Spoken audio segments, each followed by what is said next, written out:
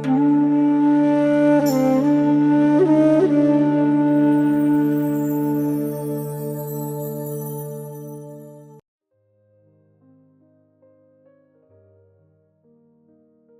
काली जी, आज के सत्संग में आपका स्वागत है।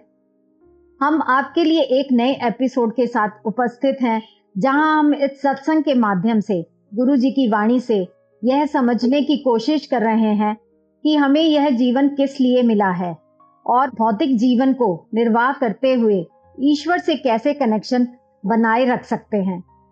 ईश्वर की बनाई इस सुंदर सृष्टि को लगातार आभार व्यक्त करते हुए पवित्र ज्ञान में आकर पवित्र भक्ति को कैसे पूर्ण करें, अपने अहंकार को पीछे छोड़ते हुए लगातार आगे कैसे बढ़ें, जिससे हमारा जीवन सफल हो सके।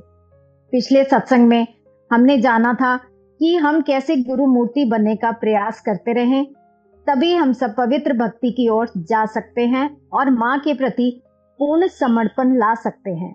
आज के एपिसोड को आगे बढ़ाते हैं, जहां हम अपने शरीर के 7 चक्रों पर चर्चा कर रहे हैं। उनके गुणों को अपने अंदर कैसे उतारें, यह जान रहे हैं। गुरु जी। ओम काली जी। जो हमारा 27वां सूत्र है वो हमें बता रहा है कि जब हमारे 7वें चक्र का, सहस्रार चक्र का मां कुंडली भेदन करती है, जब हमारे 7वें चक्र को वो पूरी तरह से खोल देती है, तो जो सबसे बड़ा गुण हमारे भीतर जागृत होता है वो है एक आत्मकता का, the oneness of God and the oneness of human beings, the oneness of humanity, कि हम सब एक है। ये जो इंसान है और जो हमारी रचना है, जो भी प्रकृति है, जो भी है, हम सब एक है।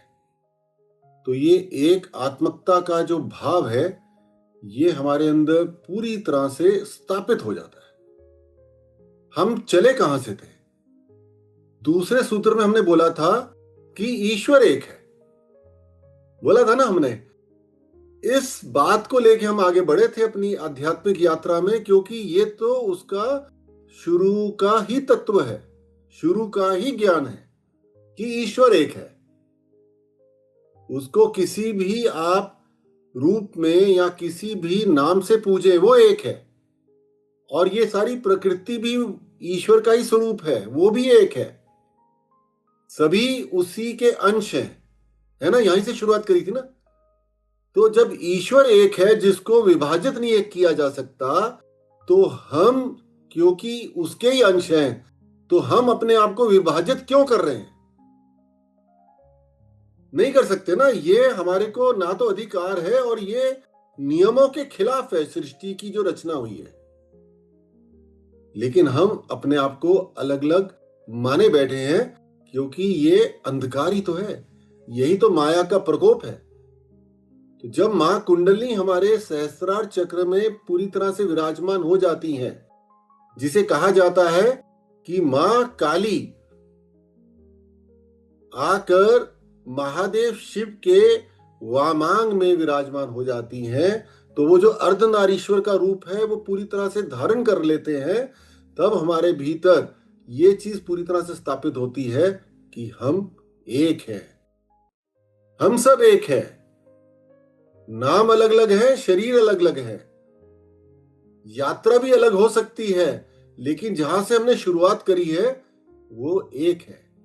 तो अगर एक है तो हम अपने आप को अलग अलग देखना बंद करें।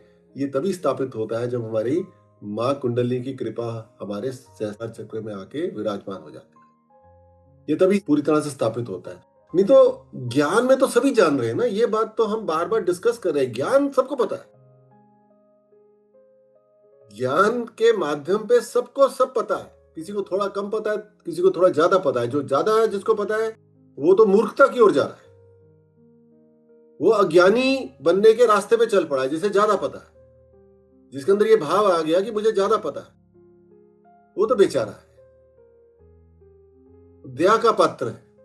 वो दया का पात्र इसलिए है कि सब कुछ जानने के बाद भी मूर्ख बन रहा है। क्योंकि आध्यात्मिक यात्रा में तो हमें शून्य की ओर जाना है, मुझे कुछ पता ही नहीं है। मेरे तो इष्ट ईश्वर है, वो मेरे ज्ञान का भी सोर्स है, स्रोत है, वहीं से ज्ञान आ रहा है। वो मेरे पैसे का भी स्रोत है, वो मेरी खुशहाली का भी स्रोत है।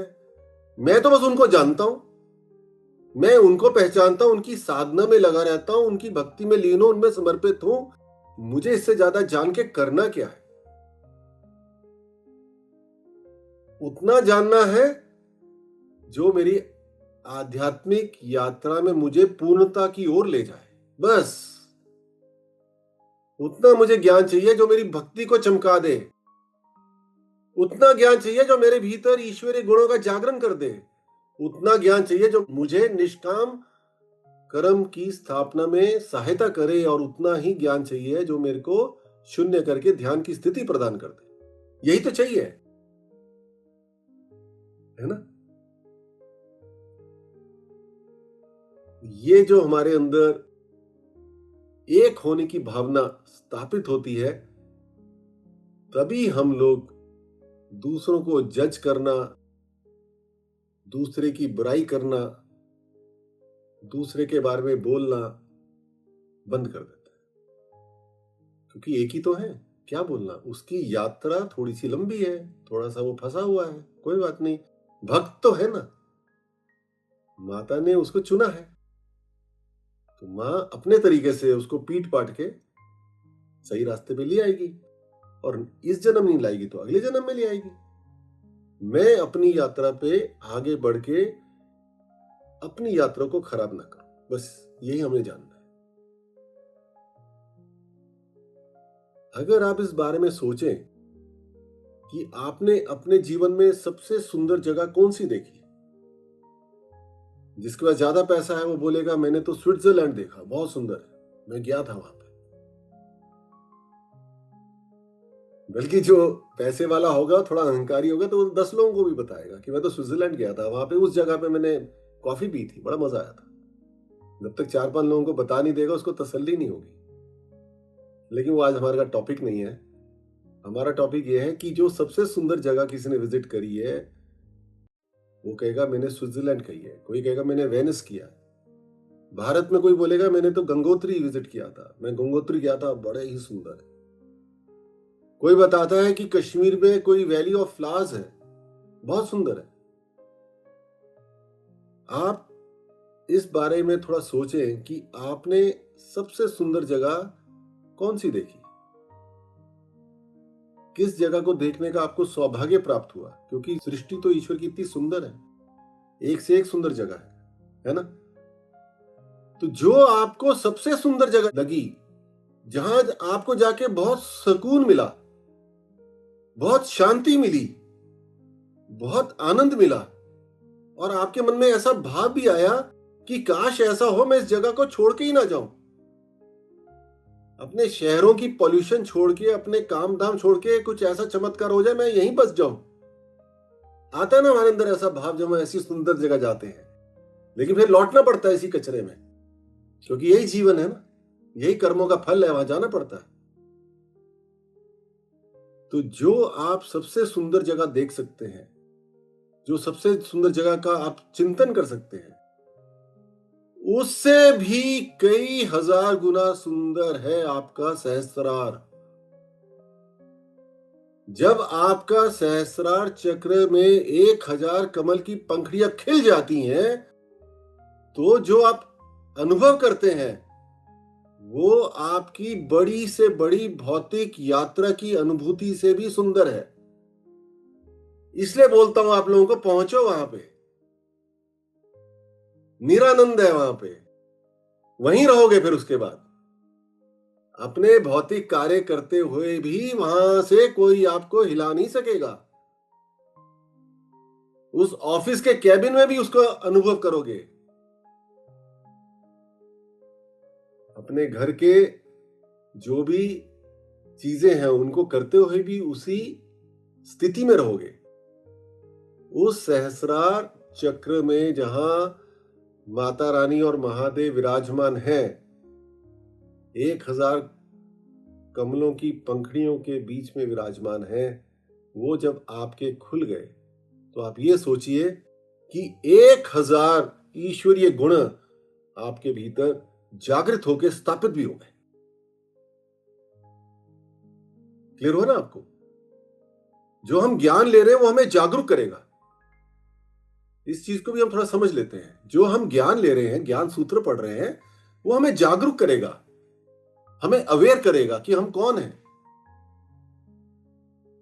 और जो हम हैं वहां तक पहुंचने का रास्ता क्या है उसके लिए भी जागरूक करेगा, हमें साधना के लिए प्रेरित करेगा। इसलिए ज्ञान चाहिए होता है ना।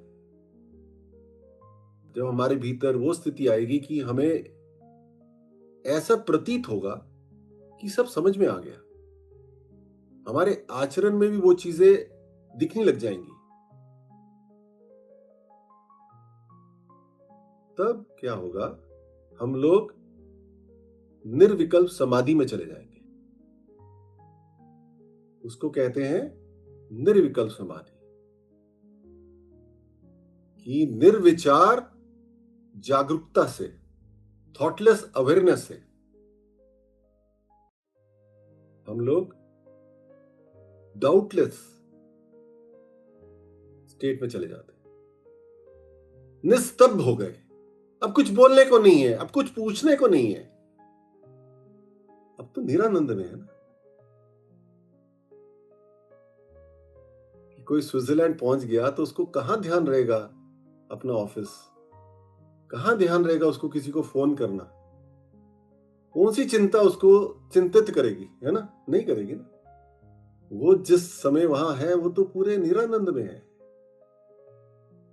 तो जब आपकी मां कुंडलिनी आपकी भक्ति से प्रसन्न होके आपके सहस्रार चक्र में आके बैठ जाएंगी और आपकी जो चेतना है वो सर्वव्यापी ईश्वरीय चेतना से मिल जाएगी, तो आप लोग निर्विकल्प समाधि की स्थिति प्राप्त कर लेंगे, जिसमें कोई भी संशय नहीं है। अब कोई संशय नहीं रहेगा, कोई भी संशय नहीं, कोई डाउट ही नहीं है ईश्वर की उपस्थिति को लेके कि वो है, वो मेरा ध्यान रख रहा है। जो मेरे मन में विचार आता है, जो मेरी इच्छा आती है, वो पूरी कर देता है। आपके अंदर एक भावना आएगी सशक्त होने के लिए, मैं एम्पावर हो गया हूं, है ना। ये तो बहुत ही सुंदर उपलब्धि है। तभी मुझे कई बार बड़ी हंसी भी आती है और एक तरह से दुख भी होता है जब कुछ लोग मुझसे आके बोलते हैं कि गुरुजी हमने तो अभी शिव से मिलना नहीं है। उनकी भी गलती नहीं है, क्योंकि उनको ऐसा समाज ने सिखाया है कि अगर शिव से मिलने के मार्ग पे चलना है तो बहुत कुछ त्याग करना पड़ेगा, बहुत कुछ छोड़ना पड़ेगा। लेकिन वो कैसे संभव है? यहां तो सब कुछ मिलने वाला है। 1000 ईश्वरीय गुणों का जागरण होने वाला है ना। तो कहां कुछ छोड़ने की बात हो रही है? ये कहां से समाज ने हमें ये ज्ञान दे दिया? ये तो ज्ञान है, ये तो हमारा अधिकार है, ये हमारा लक्ष्य भी होना चाहिए। वहीं तो पहुंचना है, इसलिए तो इस जीवन में आए हैं।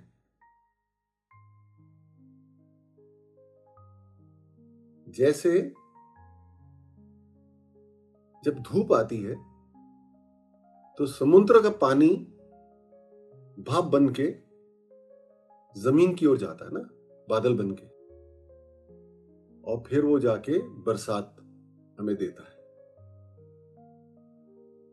वो जो बादल है वो एक नियम का पालन करते हैं, वो प्रकृति के नियमों से बंधे हैं, उनको ऐसा ही करना है, वो वैसे ही करते हैं। इंसान को स्वतंत्रता मिली और वो भटक गया, वो कुछ और ही करने लग गया। ऐसे ही होता है ना। तो जब आपके भीतर आपकी मां कुंडली आपके सहस्त्रार चक्र में आके विराजमान होती है, तो आप फिर से मुक्त होके अपनी मुक्ति में सही मार्ग पे सही कार्य करने लग जाते हैं। क्लियर हो ना आपको? अपनी मुक्ति में है, पूरी तरह से फ्रीडम में, अपने लिबरेशन में, अपने मन से, अपनी शुद्ध इच्छा से आप ईश्वरीय मार्ग पर आगे बढ़ के ईश्वरीय नियमों का पालन करके अपने जीवन का आनंद लेने लग जाते हैं। हम आनंद लेने आए थे, ये कहां हमारे को परेशानियों ने घेर लिया। ईश्वर तो परमानंद है, लेकिन हम लोगों ने मुक्ति को, फ्रीडम को कुछ और मान लिया।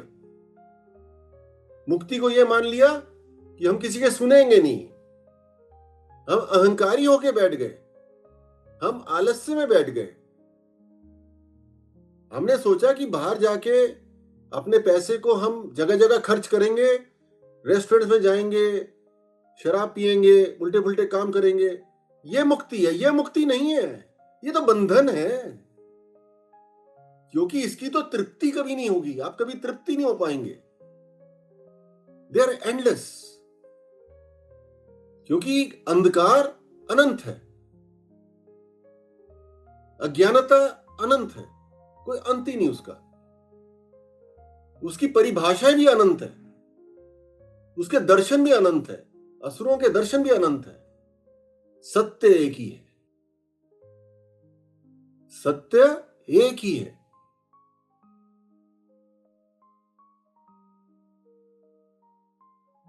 जब आपके भीतर असली मुक्ति आई, जो आत्मा स्वरूप है ना, आप आत्मा स्वरूप हो गए, आत्मा तो मुक्त है ना, तो आप अनायास ही अपने आप ही वो करेंगे जो ईश्वरीय सत्य पे आधारित है। आप असत्य करेंगे ही नहीं, क्योंकि आप सही माने में मुक्त हो गए, सही माने में सशक्त हो गए, सही माने में आपके तार जुड़ गए ईश्वर के साथ। वो आपका हाथ पकड़ के आपको सही मार्ग पे लेके चलेंगे। देखिएगा, अपने आप होगा। लोग मुझसे बोलते हैं कि गुरुजी आप सबका ध्यान कैसे रख लेते हैं? मुझे खुद ही नहीं पता। मुझे अपने आप ही विचार आता है कि इस व्यक्ति को इस चीज की जरूरत है, मुझे इसको उपलब्ध करानी है। भीड़ में भी मुझे पता चल जाएगा कि मुझे उस व्यक्ति के बारे में चिंता करनी है, उससे पूछना है तुम्हें क्या चाहिए। वो कैसे हो रहा है? तार जुड़ गए ना। तो ईश्वर जो सर्वव्यापी है, वो अपने आप ही इंफॉर्मेशन दे के मुझे अपना यंत्र बना के अपने काम करवा रहा है, क्योंकि उनको वहां तक पहुंचना है।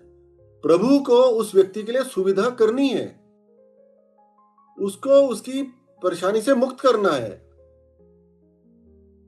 तो यंत्र चाहिए ना, तो यंत्र बन गया तो वो काम हो जाता है। वो इतना सुंदर भजन है ना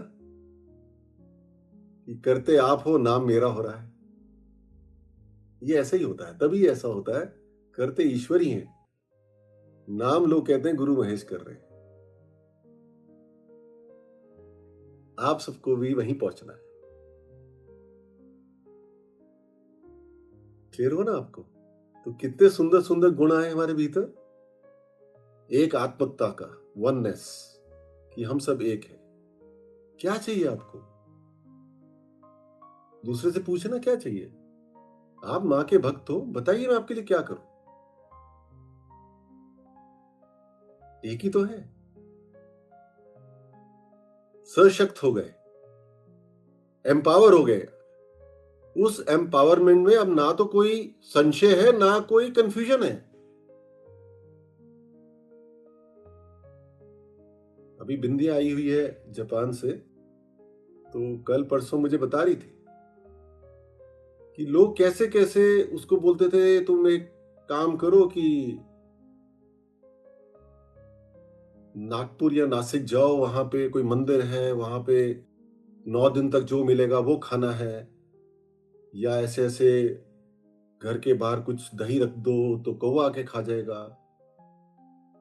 तो उस बेचारी ने सब कुछ किया जैसा उसको बताया गया, क्योंकि कुछ अपने अजीज लोगों के लिए ही करना था। लेकिन उसको खुद समझ में आया कि ये सारी अज्ञानता है। हमने सोचा ऐसे उपाय कर लेंगे तो हमारे किसी अजीज व्यक्ति को कुछ चीज उपलब्ध हो जाएगी, या हमारे ऐसा कुछ अच्छा हो जाएगा। हम कर रहे हैं क्योंकि उस करने में कोई हमें ज्यादा जोर भी नहीं लग रहा, तो सोच रहे हैं कर लेते हैं।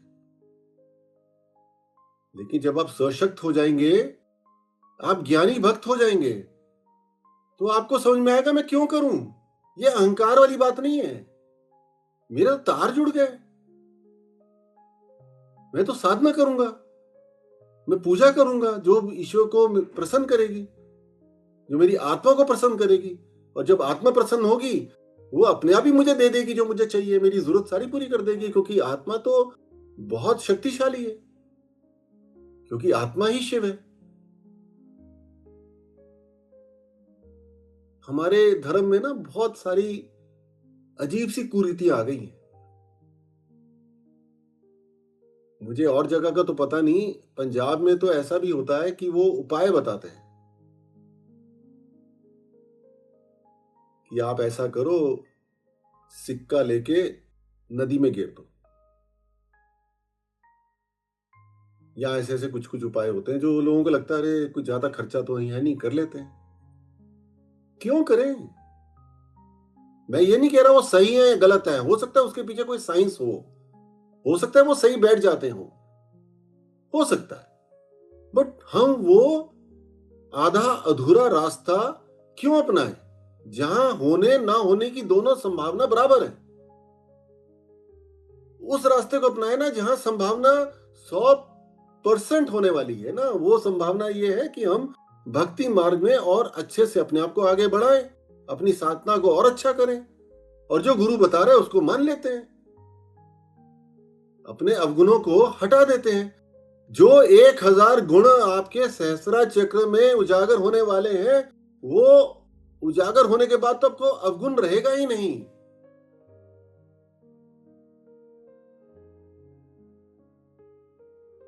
क्लियर हुआ ना आपको? अब काम हो गया, अब ईश्वर स्वरूप बन गए, अब ईश्वर स्वरूप बन गए। दुनिया झुकती है ऐसे संतों के सामने, क्योंकि वही मुक्ति है ना। इसीलिए जब हमारे भीतर माता रानी की कृपा से ये एम्पावरमेंट आ गई, जब हम सशक्त हो गए, तभी हम लोग मुक्त हो गए। उससे पहले नहीं हो पाएंगे। ये बात शक्ति की है, ये कमजोरी वाली बात नहीं है। समझ में आ गया, अपने ज्ञान में और अपनी भक्ति में समझ में आ गया कि सही क्या है और गलत क्या है, तो मैं वो कार्य क्यों करूं जो सही नहीं है। तो सशक्त हो गए। और उस सशक्त का कारण एक और भी होगा कि हम अपने आप को पूरी तरह से सुरक्षित अनुभव करेंगे, महसूस करेंगे। एक आत्मकता के साथ हमारे भीतर सशक्ति की भावना आई, मुक्ति की भावना आई। हमारे भीतर कोई संशय नहीं रहा, है ना। हमको परमानंद की अनुभूति हुई, हम निस्तब्ध हो गए, साइलेंस में चले गए। साइलेंस में चलने का ये मतलब नहीं अब हम बोलेंगे नहीं। साइलेंस में ये मतलब हो गया अब हम विचलित नहीं होंगे, हम घबराएंगे नहीं। अगर जीवन में ऐसे व्यक्ति हमारे पास आ रहे हैं जो हमारी भावना से नहीं जुड़े हैं, या हम जैसा सोचते हैं वो ऐसा नहीं कर रहे हैं, तो हम चिंतित नहीं होंगे, हम विचलित नहीं होंगे। क्योंकि हमारा चित्त तो ईश्वर के श्री चरणों में समर्पित है। हम इस बारे में क्यों सोचें? उसको प्यार से बैठ के समझा देंगे, एक बार ही समझाएंगे, 10 बार समझाएंगे कि तुम अपने आप को थोड़ा सुधार लो, तुम थोड़ा अपने आप को बदल लो, मैं बताओ तुम्हारे लिए क्या करूं, लेकिन अपना संतुलन नहीं खराब करेंगे, क्योंकि वो संतुलन बड़ी ही मेहनत करके मिला है। बहुत जन्मों की मेहनत करी तब ये संबुद्धि मिली। दूसरों के कारण उसको मैं कुर्बान नहीं करने वाला। वो जो दूसरे हैं वो सब मेरे जीवन में आए हैं मुझे आध्यात्मिक यात्रा में आगे बढ़ाने के लिए, मुझे गिरने के लिए नहीं आए हैं। मैं खुद ही गिर रहा हूं, मैं खुद ही तो गिर रहा हूं, कोई किसी को नहीं गिर रहा, खुद ही गिर रहे हैं। खुद ही अपनी मानसिक बेड़ियों में फंस के गिर रहे हैं, अपनी एक्सपेक्टेशन में, अपनी उपेक्षाओं में कि ये व्यक्ति ऐसा क्यों मेरे साथ कर रहा है। निकलिए ना उससे। सब जानते हैं फिर फंसते हैं। अपने दोस्त बनिए, क्यों दुश्मन बन रहे हैं अपने हम? क्योंकि आखिरी समय में तो यात्रा में अकेले ही तो जाना है। ये कोई निराशाजनक बात नहीं है। ये इसलिए मैंने बोला कि हम अपनी अस्तित्व को पहचान के हम दूसरों के कारण नीचे ना गिरे, दूसरों को प्रेम दें, दूसरे की सहायता करें, दूसरे के लिए अच्छा करें, लेकिन अपने गिरने का कारण स्वयं ना बने। बस यही कहना चाहता हूं। और ये सब होने वाला है, अपने आप होने वाला है। जब आप अपनी साधना में पूरी तरह से जम जाएंगे, पूरी तरह से शुद्ध इच्छा से प्रेरित होके अपनी साधना को अच्छे से करते हुए आप आगे बढ़ेंगे, तो एक दिन मां कुंडलिनी आप पे कृपा करके आपके सहस्रार चक्र में आ जाएगी। तो ये जीवन बिल्कुल ही बदल जाएगा और बहुत सुंदर हो जाएगा। आपके सारे कार्य अपने आप ही होने लग जाएंगे। और ऐसा मत सोचिए कि ये असंभव है, ये बिल्कुल संभव है। कमी हमारी बस शुद्ध इच्छा की थोड़ी है ना? कोई बोलेगा अभी तक मैंने जो बोला है? जी मैं बोलती हूँ। हाँ बताइए। जी आपने जो ये बोला कि जब माँ कुंडलिनी हमारे सब चक्रों का भेदन करके सहस्त्रार चक्र पे पहुंचती है तो हमारे अंदर क्या अनुभूतियां होती हैं, तो तब हमारे अंदर जो है वो वननेस की फीलिंग आने लगती है। Oneness with self and with everyone. हम पूरी सृष्टि को एक ही समझना शुरू कर देते हैं। तो ये जो फीलिंग है हमारे अंदर वो अपने आप ही आती है। तब हम अविचलित स्टेट में आ जाते हैं, हमें कोई तब हिला नहीं पाता है। ये सब जो है कैसे और कब वो आएंगी, मतलब हमें जो है उस वननेस से जो 1000 ईश्वरीय गुण है वो अपने आप ही स्थापित हो जाते हैं, हमें कुछ करना नहीं पड़ता है। पर ये फीलिंग आएगी कब और कैसे आएगी, कैसे हम एक होंगे? ये तो आप कर ही रहे हैं, आप साधना कर रहे हैं, तो वहां तक पहुंचेंगे ही, थोड़ा समय लगेगा। 1000 गुणों को अगर हम एक बार समझ लें समराइज करके ना, 1000 तो नहीं है लेकिन कुछ तो मैं बता सकता हूं ना समय को देख के। सारे के सारे गुण हम जागरण करते हुए चल रहे हैं। हर चक्र में गुण जागरण हो रहे हैं, है ना? तो सहस्रार में आके वो गुण पूर्णता धारण करते हैं, पूरी तरह से हमारे भीतर स्थापित हो जाते हैं, क्योंकि वहां पे सारे ईश्वर स्वरूप विराजमान है। क्योंकि जहां शिव और काली होंगे, मां पार्वती और शिव विराजमान है, वहां तो पूरी कायनात विराजमान है। तो गणेश जी की कृपा से हमारे भीतर जो अबोध चंचलता है, जो समर्पण की भावना है, जो विवेक है ना, वो पूरी तरह से उजागर हो जाता है। हम विवेक में अब स्थापित हो गए, अब हमें कोई नहीं भटका सकता। और कार्तिकेय जी की जो शक्ति है षड दोष पे विजय प्राप्त करने वाली, वो हमारे भीतर पूरी तरह से उजागर हो जाती है। ना हमें काम फंसाएगा, ना हमें क्रोध फंसाएगा, ना लोभ फंसाएगा, ना मोह फंसाएगा, ना अहंकार फंसाएगा, ना हमारे को मत्सर्य फंसाएगा। मुक्त हो गए ना, अपने पतन का स्वयं कारण बनने से मुक्त हो गए। केवल जो मां का भक्त है उसके लिए ही हम पूरी तरह से कार्य करेंगे। इसमें थोड़ा सा स्वार्थ है और मैं कहता हूं होना भी चाहिए, इसमें कुछ गलत नहीं है। जो मां का भक्त है मैं तो उसका हूं, मैं तो बात ये क्लियरली बोलता हूं, असुर का नहीं हूं मैं, मुझे क्षमा करो।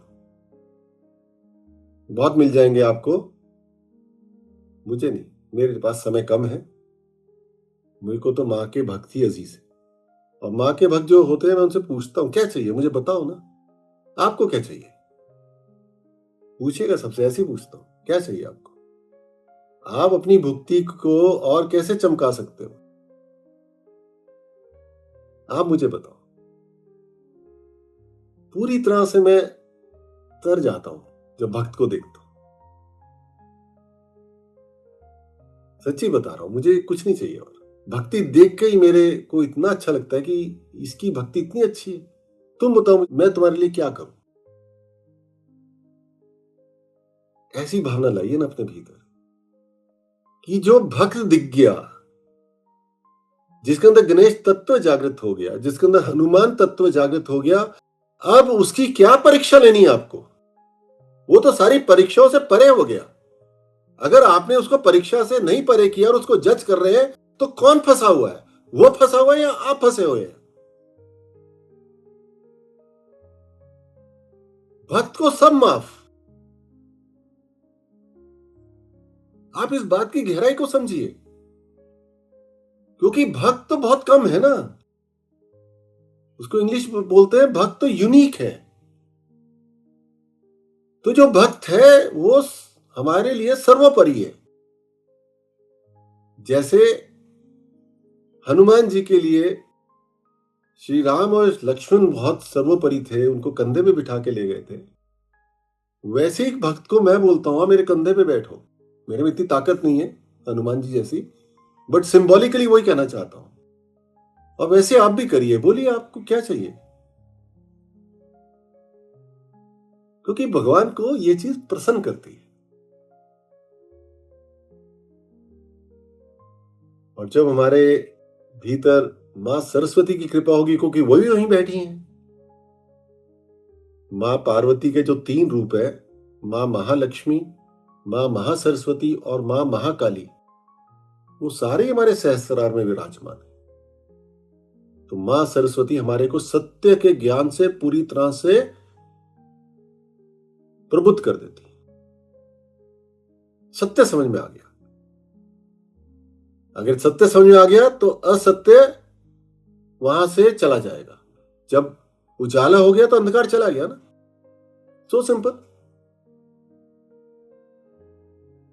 और जब मां महालक्ष्मी की कृपा होती है हमारे भीतर, तो हम संतुष्ट हो जाते हैं, हम शांत हो जाते हैं, हम स्थिर हो जाते हैं। सब कुछ पूरे भीतर स्थापित हो जाता है। अब क्या है ना, अब वो स्थिति नहीं है पेंडुलम वाली, कभी एक तरफ कभी दूसरी तरफ, वो नहीं है। अब स्थिर हो गए, अब स्थापित हो गया, ये समझिए। सहस्रार में जब आप पहुंचे, आपका जब चेतना वहां पहुंची, तो आप स्थिर हो रहे वाले ना। तो ये सारे गुण अब स्थिर हो रहे हैं।